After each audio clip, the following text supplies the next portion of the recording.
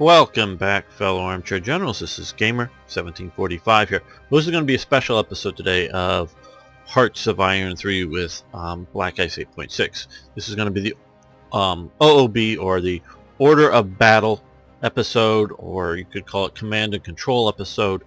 And this is where we're going to take a look at my setting up just prior to going into the Soviet Union. I've learned that it's a divided audience, shall we say, who watches this channel. Some of you are big into Hearts of Iron 3, and some of you are big into Hearts of Iron 4. Some of you sort of into both.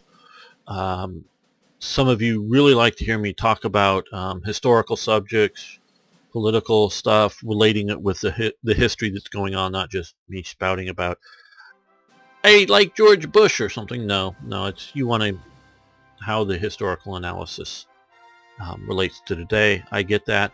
Others want to look a little bit more just at the game. That's all good. And I definitely feel that it's important to keep the game flow moving for, it's a balanced question, but keep the action and everything moving, and I do that. Now, if I were playing on my own, do I care if any time moves? I'm sure, yes, things can become a little tedious and be a little, a little too much detailed at times to want to deal with stuff. But I like setting the stuff up. I like organizing it. I know a few people have a fetish, shall we say, that they want to organize up Barbarossa to the historical order of battle, down to, the divisions, and get it all just right with all the right generals. I'm nowhere near that. In fact, I'm very much not that. But, I can just, playing is playing. It's just going in and having fun with the setup and doing it. So, but that would be boring, and you're not necessarily keeping things moving. As I'm talking here, while I play, I try to keep talking to keep you, sort of involved and not just radio silence for a while. And so that sort of affects my playing and how things go. Well, I can, as I'm saying here, and some of the people have definitely expressed an interest in watching some of what I normally do behind the scenes of getting stuff ready, doing that, and that's good, and I'm glad that people want to see some of that, but even that's going to get boring after a while. And I don't care any of your protestations. You don't want me to spend 3 hours, even if I were to make a 3-hour episode or 3 episodes and dump them all out at once for the few people who really want to do it. You're going to get bored 30 minutes into it. I don't care. You're just going to get bored into it. So my thought here is to do what I'm doing now. Is if you're interested, we're going to go through what I've set up, so you're going to have a good understanding before going in. This saves me from having to, I want to swap out that general, I want to switch around, like I stole a bunch of the medium artillery. I just couldn't leave all the damn medium artillery. I like heavy artillery, but it's slow. So let's click on this. It just says heavy artillery. I don't know why it's as slow as it is. Even when added to other things, the German, my opinion, the sort of standard German heavy gun is the 170 millimeter gun. Few people pointed out that there were very few, and they did have some heavier guns. Absolutely. What does, though, this is a marine artillery dealing for coastal defense, but is what it's called. But what does this heavy artillery represent? Does it represent the 150 to 175 millimeter type guns that, like, the U.S. used, the Long Tom and some of those type of guns, or does this represent? That's what I take it to represent. But you could sort of say that's medium artillery, like the 150 millimeter stuff. So, what's the standard artillery? And I'm talking while we go into it. what is the standard artillery sort of standard for most nations was 100 to 105 millimeter gun for this time period. There was a lot of 75 millimeter and similar sizes. It seems to me mostly Germany had abandoned the 77 millimeter gun by World War II. They used a fair amount of 75 and 76 millimeter guns that were captured artillery. They had 75 millimeter infantry guns and field guns as well. They also had mountain guns and field guns that were 75 millimeter. But the sort of the famous German 77 of World War I is, in my understanding, is largely gone. And if it's around, it's in early static defense positions and other things that they just got some ammunition and they stuck it somewhere. So not 100, but it's gone from field divisions. If you look at photos of at the end of World War II, and one of them is identified as the Hermann Goering division, artillery field park that was in Allied hands. After the division surrendered at some point to the Allies, the Hermann Goering division, the Americans or the Germans drove and parked it somewhere, in a grass field, all the artillery. There's a lot of random artillery types, and this is for the Hermann Goering division, which, if you don't already know, was one of the premier divisions in the German army. Now, it's a Luftwaffe division, and we haven't talked too much about that, but like some of the premier elite SS units, the Luftwaffe divisions got the cream of the crop of equipment. There's a lot of complaints by Army personnel seeing these, long-standing divisions out there, professional stuff, seeing these brand new Luftwaffe units showing up on the Eastern Front, entirely equipped with MG42s, and they don't have any, the new machine guns and all new other equipment. And one case, Otto Otto Karas, sort of one of the tank aces, watched a unit, I don't know whether it was a division or just like a battalion or brigade, they sort of, we're going to go over here and set up and there, get attacked, and they basically flee and abandon their equipment because they had no really good training, and none of their officers really were field officers in a combat sense.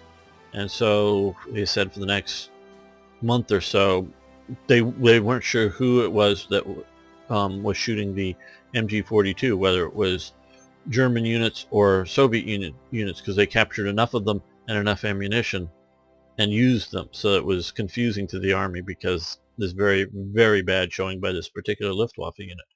Well, like we can talk about with the SS, not all Luftwaffe units are equal. The Hermann Goering division really, at least in my understanding of it, knew what it was doing and did very well, but it also got the cream of the crop. Now, this artillery part is just a god-awful mixture of artillery. It's regular German stuff, captured Soviet stuff, some French guns, if I'm not mistaken, from looking at the photos of it, and it's just sort of all kinds of stuff that they're using. Now, the Hermann Goering division probably lost a lot of equipment,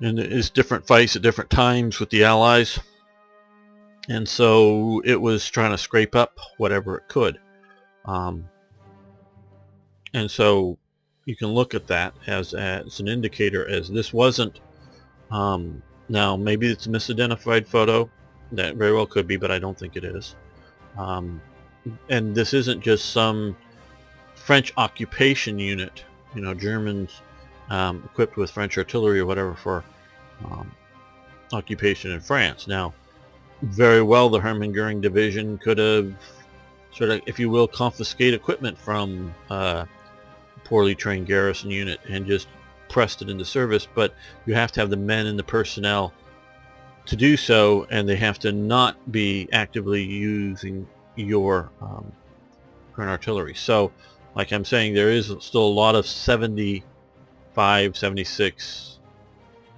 The Soviets is technically 76.9 or 2, 76.2, whatever. Artillery caliber that they used as a dual-purpose gun and round, both a anti-tank round as well as an artillery piece. Dual purpose. It was designed to shoot with a high enough velocity to take out tanks, but also designed, unlike most of the packs, the Pack 36, Pack 38, Pack 40, designed to also fire indirectly at the enemy and have the sighting and setup systems to be indirect fire support as well. The Soviets were running for a dual purpose in that. And there are lots of 76mm guns that the Soviets used. So that would almost be their sort of standard caliber. So what does... No, that's probably this division. Nope, he's got... You know, what does this represent here? Well, this is a 100mm infantry gun, but I don't know what the Skoda, which is a Czech gun. Haufens, don't really specifically know that. The picture to me looks like the 150mm infantry gun, but maybe it's a Skoda design. I'm just not familiar with it. I didn't even pre-check this out before checking on it. So this is, at least in this iteration. Now, got to remember they've gone through changes with black ice here. They may not be updating the images as best they could. Originally, well, by adding these transport units, what had been motorized artillery, and so this is what I will always taken to be like a standard, but a motorized artillery, you know, the idea that you're getting both the gun and the vehicle that tows it. It's taking a long time, but I hope you're interested in it. The vehicle that tows it is a motorized vehicle. Now, more and more as the war goes on, Germany converts over to motorized towing of the vehicles. But because I say that, and I'm just sort of thinking here. I'm trying to remember. I rarely see identifiable late war images of artillery set up and being towed by in horse settings. I just rarely see photos of that. A lot of my knowledge and experience comes from photos as opposed to reading you know, divisional reports with you know, current establishments. You know, how many guns does Division X have you know, at such and such date for you know, for an inspection or whatever, you know, a fitness report kind of thing. I don't, you know, I don't read any of those, and I do, you know, so I don't know what. So, but Black Ice went through the tradition of, or the transition, I should say, yeah, I suppose, of going from the having motorized artillery to medium and standard or light or whatever, but it's not necessarily light as in pack artillery. So what does it all mean? So I couldn't leave all that medium artillery just sitting there, but I could leave the heavy artillery because it doesn't move very fast, and I don't. I want speed. I don't want you know, to slow down. And 150mm towed gun moves just about as fast, especially in this scale, as a 100mm or 105mm towed gun, that kind of thing. And now Germany did have, obviously we see here, railway artillery, which is super big. They also had some other guns that very much needed to be disassembled to move, and maybe that's what they're thinking. So, but I just sort of dismissed and left all that heavy artillery because I just don't think it's necessary. We do have some. There is some around. It is useful for particularly in city attacks. So I couldn't just leave the all of that in Norway and not use it. Okay, so Army Group North, of course. Let's go Falkenhurst. He, I believe, if I'm not mistaken, was the and they gave him the Winter Specialist, commanding general in Norway through most of the war. His headquarters is back sort of here just because that's what he's doing. We do have a Norway command through here, and I put on Tipkrich, sorry, because he's also Winter Specialist, and I hope that filters down. But come back to Falkenhurst. So he's commanding the northernmost wing of Army Group Nord. Now there will be, once we go to war, there will be a order of battle that will be the German, will represent the German commitment to Norway. And that's great, but we're already here and we're already going. So that'll be added presumably to him. I think though there may be a Army Group, I don't know, we may swap some stuff around. So this division here is Mountain Division under him, Westenberger. As you can see, very good mountain units. I'm sending up and around, and we can see him right here, the coastal battleships with 8 transports. I hope that at least be able to put 3 divisions on board. And I'm planning on doing an invasion, maybe here, and maybe here. I'm going to do a recon to see what's going on. If there's not enough defensive capabilities, I want to come in here. The reason I'm doing this and not just invading across the border, I want this to be German territory so I can send supplies to the Murmansk port and have them float down, you know, come down through here. So I want this as Germany. But I have a and then we have Heil's Group, another Winter Specialist here. He's going to be prepared to follow up and push from the border. And then we have Finn Army here, which has just landed. All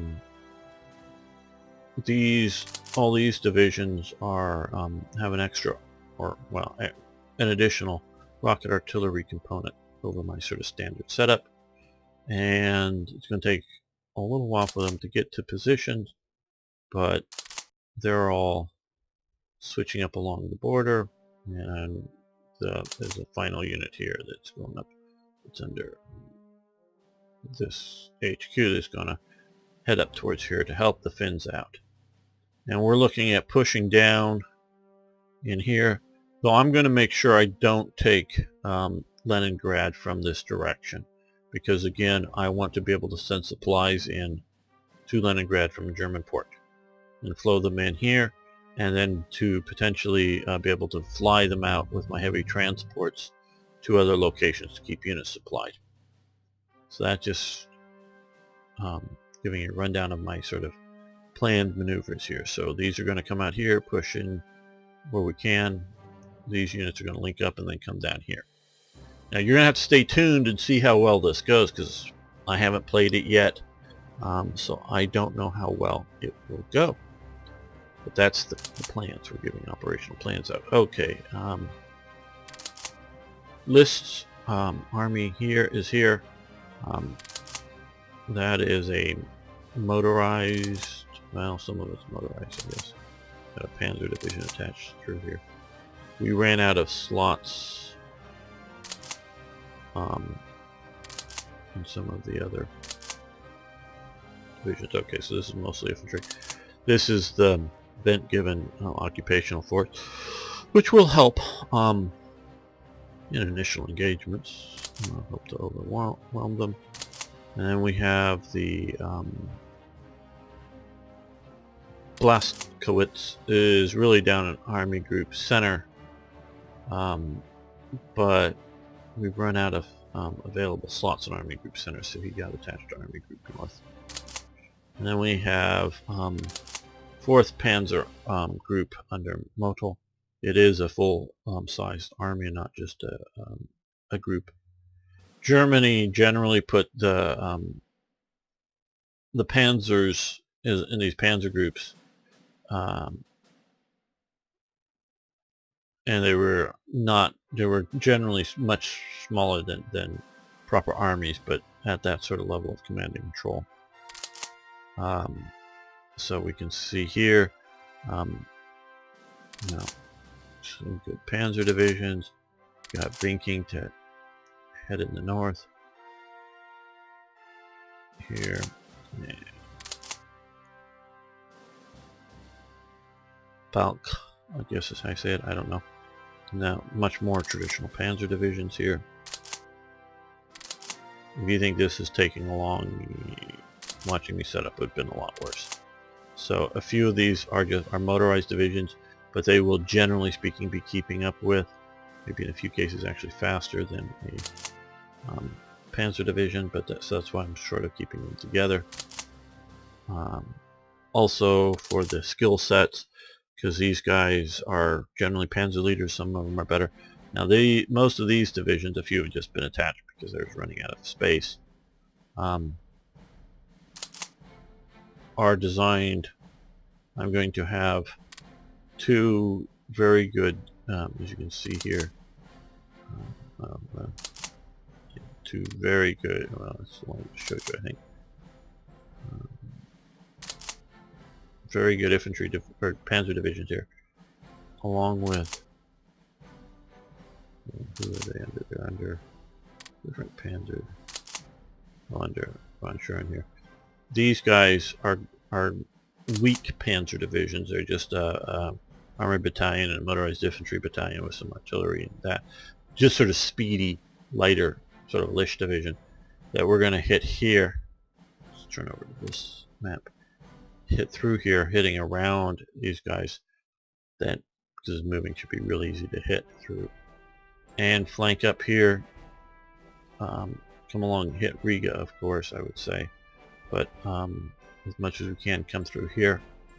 And we're going to come up through here and go after Leningrad with these armored formations. I'm going to, and there'll probably be an infantry division or divisions moving in, occupying most of Lithuania here. I'm going to ignore purposefully, especially Estonia, but everything north of here, just because I've had such horrid times at Narva here trying to get across this swamp, these fortifications, this river. Even once I take this, it's just a god-awful mess, and I don't even want to go anywhere near it and be tempted. So I'm going to very much restrict myself, even if this is empty of forces, from going there. But once we take Leningrad, this obviously is cut off, and including via the sea, because that wasn't very smooth. If we have a continuous line up to here, there's going to be no ports that's going to be able to supply these, because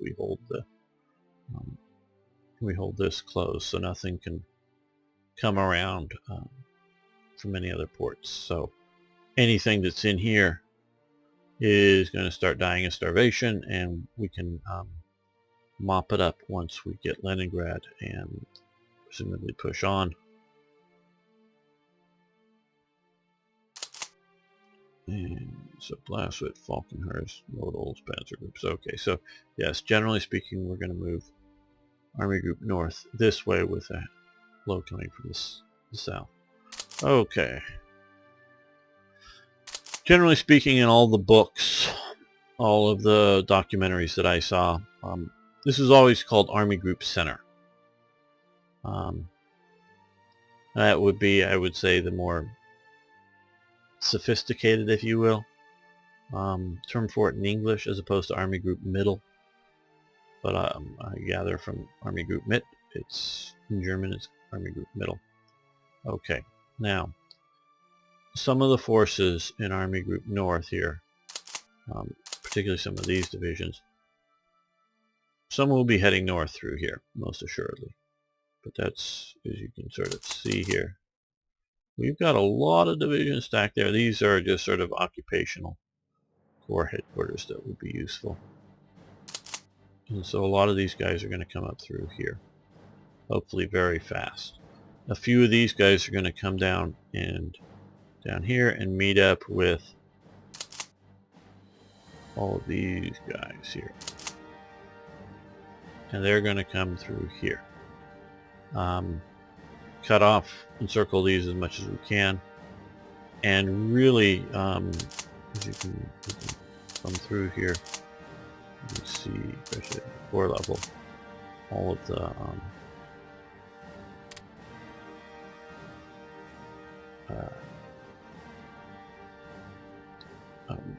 well done armored divisions, motorized. I really, as I've mentioned in another video, I hope this is historically accurate. But if it isn't, I hate whoever did this. I mean, because this is just, especially these two provinces. This one doesn't have any infrastructure at all, and this one has just probably 2 or something. So it really slows up anything and channels it. But we're going to pour through here and drive towards Moscow. Trying to pick what cities and territories and control. I'm not going to try to avoid anything. We have in here a lot of the Jaeger and Lish division types that are going to help fight through this swamp here, as well as later fighting up in these swamps up in here. So that's going to be useful. But here you can see we have more light divisions, Jaeger divisions, to fight in the Pripyat marshes here. So, but most of these guys are going to go around the north side under von Kleist. This is the sort of central. These are mostly motorized divisions.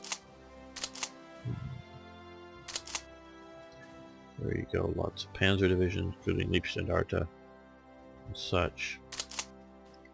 So this is these are all Jaeger divisions here.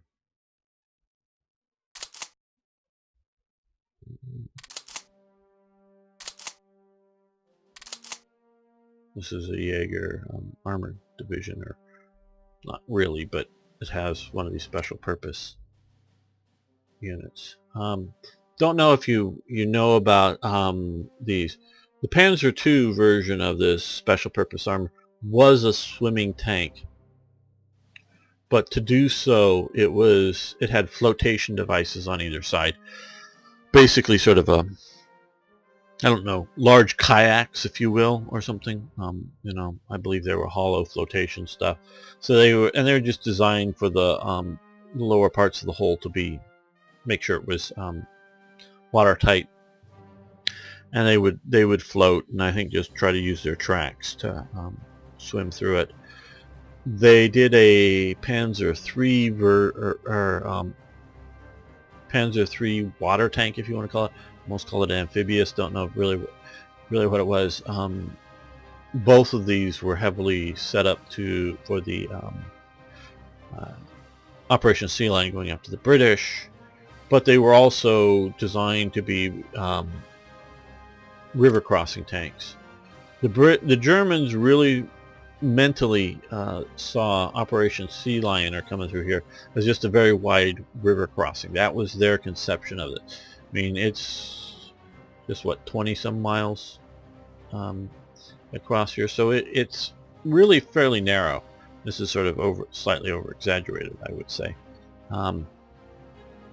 So that's how they saw it, as just how to do an extended river crossing, which is not quite what it is, but it's a bit more than that. But that's how they saw it.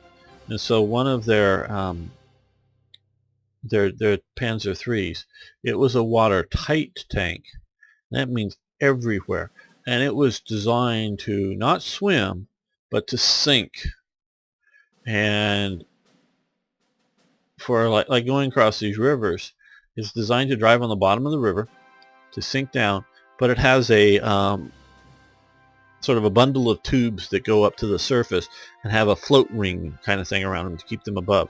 And air intake for the engine, air presumably coming in for the crew inside, and an exhaust pipe up to this flotation sort of device on it. So the idea is to go, you drive into the water, this stuff floats, and you just, I don't know, somehow keep going in the right direction, and you get across the river and drive up the other bank. There's problems with this. They, to the best of my knowledge, from my tank books, they got it to work just fine. It worked. The tank, they had to do special versions that all the vision slits were sealed up and would take the pressure down to, I don't know, 30 feet, 20 feet, whatever it was that these the flotation tubes were designed for. It would take those pressures and they'd just drive the tank through, and it would work. And their tests, it would be fine. I don't know if any of these were used in combat to get across some of these Russian rivers. I think some of them were, but I'm not sure at this moment. But the real problem with this, and again, I don't know if they were used, is once you drive, getting down a riverbank, depending on the riverbank, it may not be easy, but generally that's doable. Getting up the other side, and I could just easily imagine tanks driving down into a riverbed and getting stuck, especially trying to get up on the other side of the river.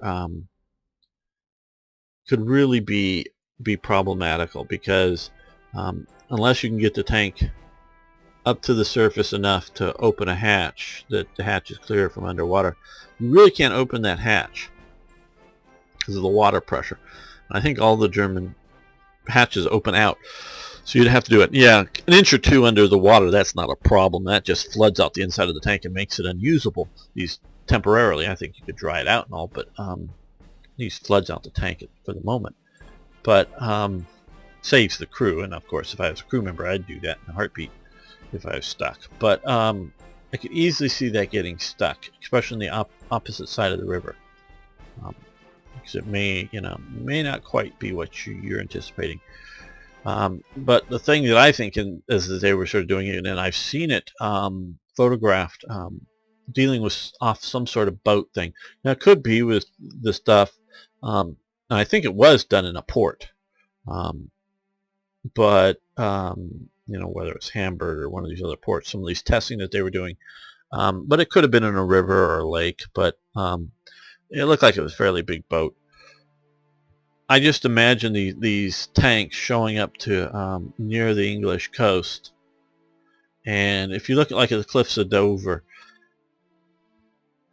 you can hold out a long time there. I'm just trying to imagine, how are they, if you've got lots of infantrymen up there, they're sort of very narrow passes, if you will, roadways. And yeah, I know you got offshore gunfire and whatnot, but you stream a lot of men ashore at Dover. I don't think you're getting out of it very easily, and so very few people could bottle it up. But there's other places you get a little bit further away from here. Start getting down into Portsmouth area and up along Kent here. It's a very long, shallow coast in places. The problem is even with some of the landing barges, you can be fairly well offshore and even a couple hundred yards or something offshore. You're not going to be able to get the boats any closer. And there may very well be, a boat that gets, tanks across the channel here. Not a rowboats or very small landing sort of craft, but things that are getting these barges and other things that you're going to do could very easily get sort of up near the shore And if you're not able to get so much onto the shore and then just lower a ramp and drive off, you're actually sort of going swimming, if you will. I can just imagine these guys driving off the edge of the ramp and then just like going, how far are we going to sink? When are we going to get to the bottom down here? And I think largely the tank becomes unopenable once it's down with that kind of pressure. It's all sealed up. No amount of muscle power inside is going to get those hatches open. Maybe they tested it, with some sort of breathing apparatus on them and figured out they could, but I don't see how. So I can just see that as a very scary moment, but it's going to help us fight in here. I just have such horrid memories. So we're looking at this.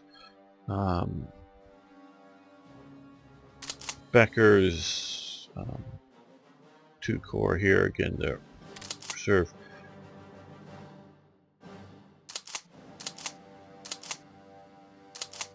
I sort of kind of think that the center is a bit too light.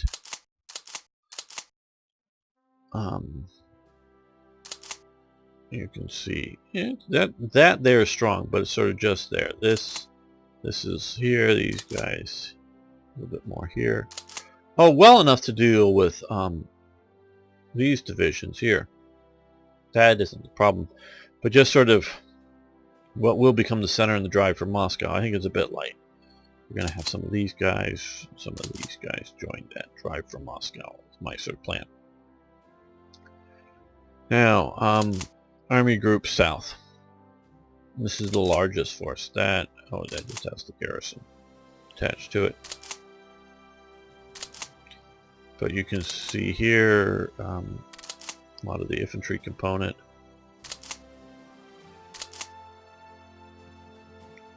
Spreading along here, so that's going to do well. You have Guderian's Panzer Army here. Not quite as big as that north. I'm a bit of an instinctual player as opposed to a scientific player. So I've just in the past have often run out of steam for my drive to the north and just not had enough forces. So I'm probably overcompensating this time. I've taken this and added a HQ regiment, so now it's has combined arms. And so a lot of these are motorized infantry units, so that they are going to come here. Let's go up to 7th. They're going. Well, the great bulk of these guys are going to try to come on the far side of the Dniester, try as much as possible to trap as many of these forces here, and just drive down this way and drive out this way. I think this is going to be reasonably successful for the size of the army here, size of the opposition. It sort of, to me, also seems like there's just very few units out on the border right now, so I don't know where they all are. There are, obviously, we can see some out here along the Chinese border, but it doesn't seem to be too great of a number of units, or even too great of a quality. There's a lot of garrison units out here, so good for the Soviets. Don't know where they are at, though. And so then we have Manstein's army. That's partially here supporting the thrust out of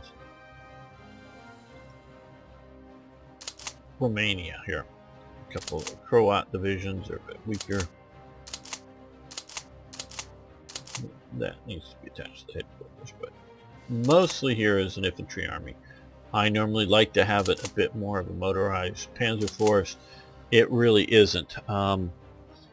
But as I've thought about this is mostly just a sort of pin, but it looks like right now if we try to burst out, we'll have some unopposed crossings of the river moved into them. But like I said, this force is going to come out here and eventually might not work down and get to Odessa before these forces do, but they're going to come down this way and fill out there. Now, We also have here Manstein's, yeah, the rest of Manstein's army. Down here, this Panzer Corps under Hoth. Another one on von Arnim. Pretty decent units.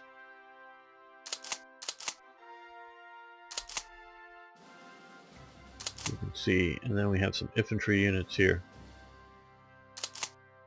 And it's another infantry corps.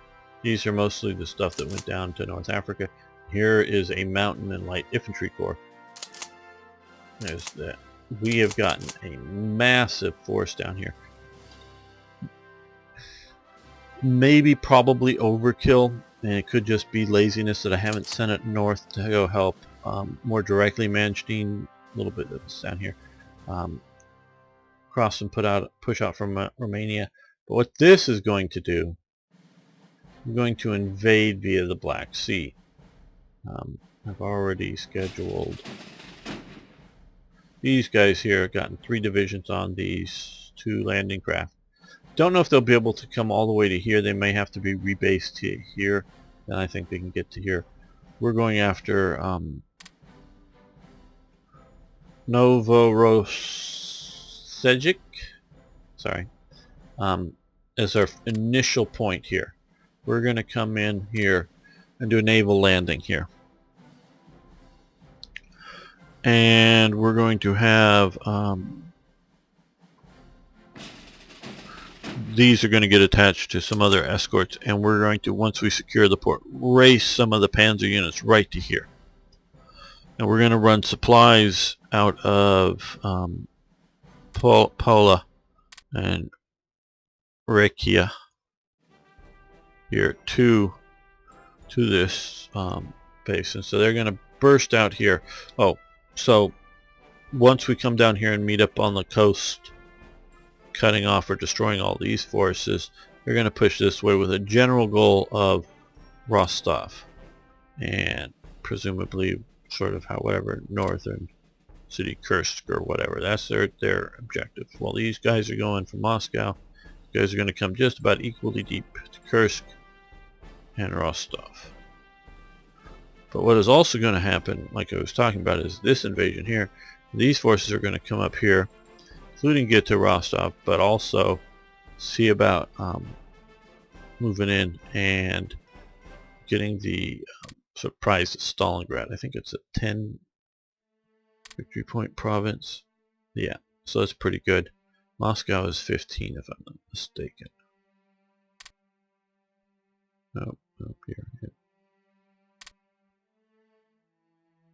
Oh, 20. So it's 20. So it's half as big. This, I think, is another 10. Oh, this is 20 now too? Leningrad. Okay. So 20 and 20. And this is 10. So the units landing here will come towards Stalingrad. So they're going to come up to here, move us, secure this land. Also, we're going to send in some mountain divisions from the Greece force into Batumi and expand out through the mountains. Probably backed up with some mobile forces. So, and then at some point after we get these 2 landings done, we're going to either Kretch or Sevastopol and just take these. So these are going to move up, and we're going to occupy, like I say, a lot of the Caucasus region here, and hopefully push down to get Baku, because that's how I know it. So they're going to secure that. That's sort of the overview, fairly detailed. You can pause the screen to see just what these divisions entail. So that's my sort of initial plan. Of course, we're going to continue pushing here. I've decided to retreat from this fight here as these are getting messed up, and they were outnumbered at least 3 to 1. I hope to get Sri Lanka and stuff still, but we're mostly looking at islands. So that's the plan. We're not going to go through Iraq and Iran like I have in the past to get down here. We're going to do it via the Navy through here. So that's sort of the Order of Battle Special. What do you think of it? Love to hear. I'm maintaining here partially because of past experience long before, facing a lot of British invasion. So we're holding the port. The AI used to do it sort of suicide invasion. Oh, the invasion would work itself. Excuse me.